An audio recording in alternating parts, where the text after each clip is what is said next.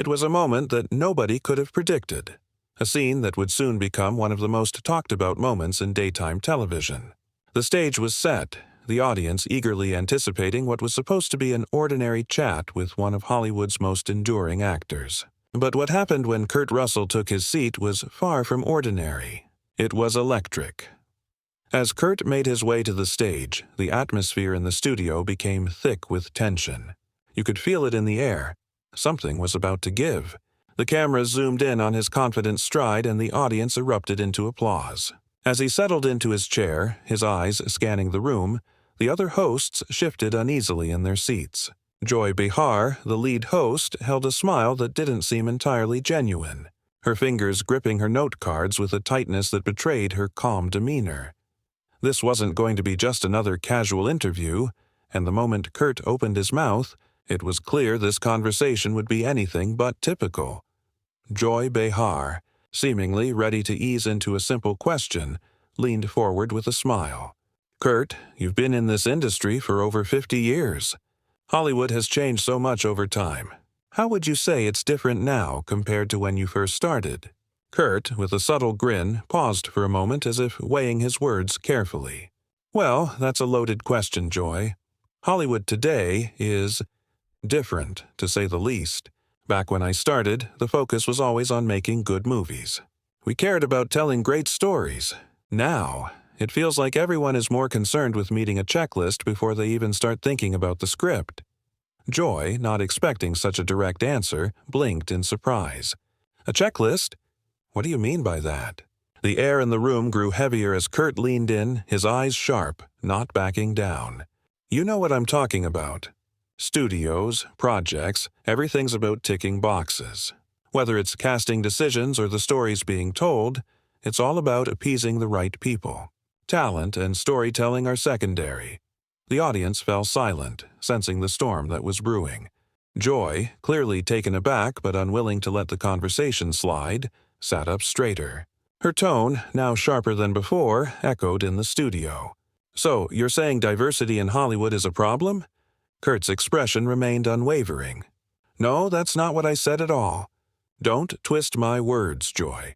What I'm saying is that when you prioritize everything else, political correctness, agendas, before the story or the talent, you end up with mediocre content. And the audience knows it." Joy, her voice rising, couldn't hide the hint of frustration. "But doesn't that mean you're against progress? You want to go back to the way things were?" Kurt leaned forward, his gaze intense. "No, I'm against mediocrity. I'm against a system that sacrifices genuine creativity for fear of upsetting someone. It's a problem when you can't speak your mind anymore without being labeled."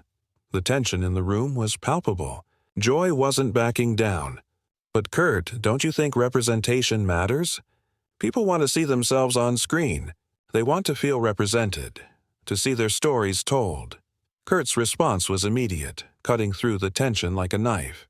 Representation matters, of course, but not at the expense of quality.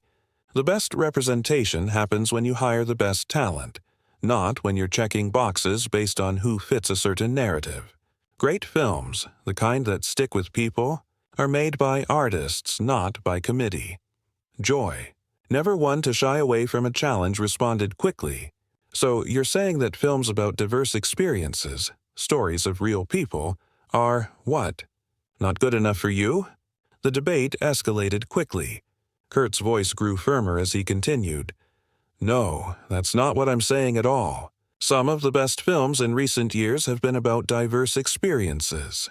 But those films worked because they were made by talented people who had something authentic to say.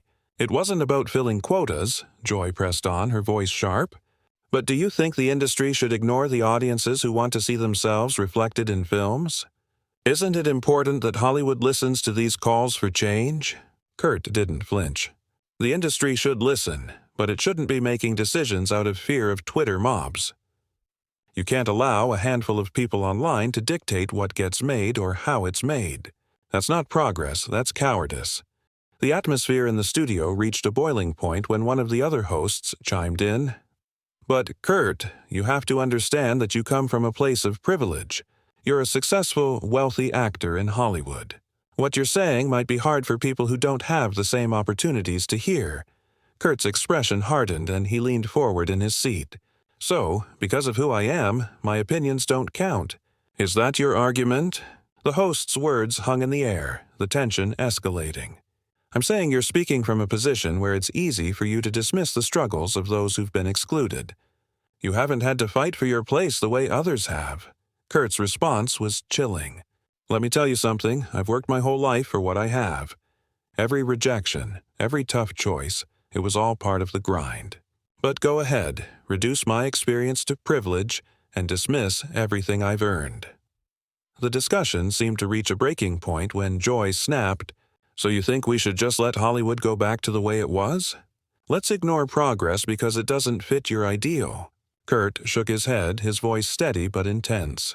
No, I'm saying Hollywood should focus on creating the best content, not pandering to whatever social narrative is trending that week. There's a difference between progress and performative nonsense. Right now, that's all we're seeing. Joy didn't let up. So, you think studios should just ignore diversity? No, I'm not saying that. I'm saying we shouldn't lower standards just to appease an audience. We should hire the best talent, tell the best stories. Period. If that includes diverse voices, then great. But don't let a fear of offending anyone dictate the kind of movies we make. Joy, her voice dripping with sarcasm, responded, So, you're the expert on what great is now. You're the one who decides what makes a movie worth watching. Kurt met her gaze, his tone unwavering. I've been making movies for over 50 years. I think I've earned the right to have an opinion on what works and what doesn't. But Joy wasn't backing down. You keep hiding behind this idea of greatness. What you're really hiding behind is your own discomfort with change. The industry is evolving whether you like it or not, Kurt. The back and forth reached new heights. It's not evolving, Joy, it's devolving, Kurt shot back. You can't replace real progress with a culture that's too afraid to make decisions that actually matter.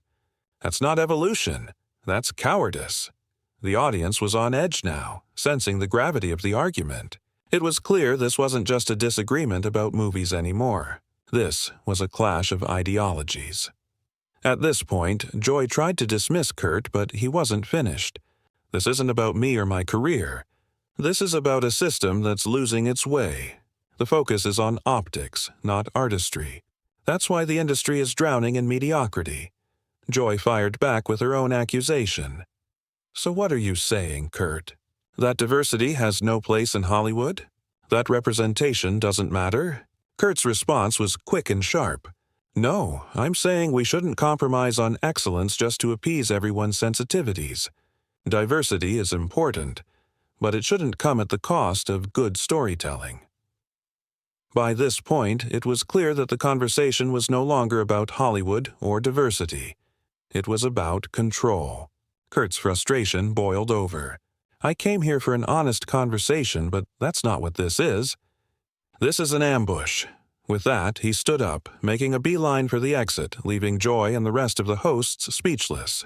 The tension in the room was palpable as the producers scrambled to cut to commercial. As the cameras cut to black, the studio erupted in chatter. Some audience members were applauding, others were in disbelief. The hosts sat frozen, unsure of how to proceed. The atmosphere was thick with uncertainty as they huddled together, trying to make sense of what had just happened. But one thing was clear. This wasn't just another celebrity interview. This was a moment that exposed the deep divisions running through Hollywood and the world at large. In the wake of the confrontation, the entertainment world buzzed with opinions. Was Kurt Russell right to challenge the industry's direction? Or did he cross a line in attacking the very changes that were trying to make Hollywood a more inclusive place? Drop your thoughts in the comments below. Did Kurt have a valid point, or was he just another celebrity resisting change? We want to hear from you.